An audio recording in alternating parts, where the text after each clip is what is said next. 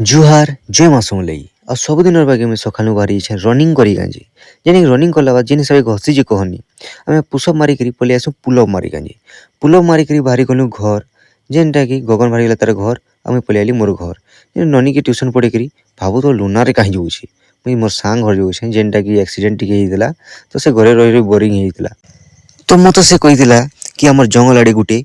बनमुनुष्ट आसीचे बोलिकी तो मुई भी देखमा जो बोलिकी कहली चल बाकी ई बन मुनुष बोलिकी मुई नहीं जानी जेनटा कि लजाऊे तो देख सकालू आसिक न बसीचे तो ताके छाण आम बाहरी गली घर तार मुई गाधिकी फ्रेश होकर फिर बाहरी जाइए मंदिर के जेनटा कि मंदिर गला बेले बबाटे छेक कहला मतलब केते तारीख ताके कहीकि पलि आली मंदिर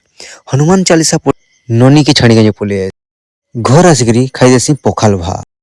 पखाल खाई सारा बाद दुकान 2 घंटा रहीकि फिर बाहरी जासी बामड़ा लगी जेनटा कि दुकान सामान भी आनबार अच्छे आउ जिम भी करवार अच्छे तो मुझे बाहरी गली बामड़ा के जेनटा कि फाटक लकठक खुलला तो मुझे पारी गली आउ पलि आली जिम रे आसुन सर देखुचे जिम रे तो किए न एकला दादा ही थे जेनटा कि शोल्डर मारुले तो तांकर से मुई मारी पकासी जेनटा कि मुई ड्रॉप मारला बेले मत सपोर्ट दरकार पड़सी सपोर्ट देले तारपरे मुई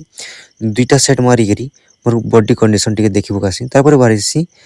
पनीर आ पेट्रोल लेकरी पलि आसी इ छक के आ इ छक रो ना कमेंट करो तारपरे किराना दुकान आसिक सामान भरिकरी बाहरी गली घर के घर पहुँचला बाद सामान रखी देसी तारपरे बाहरी गली गोढ़ा धुई गंजी गोढ़ा धुई करी पलि आली मंदिर जेनटा हनुमान चालीसा तो चलो नेक्स्ट ब्लॉग रे फिर देखा हमा।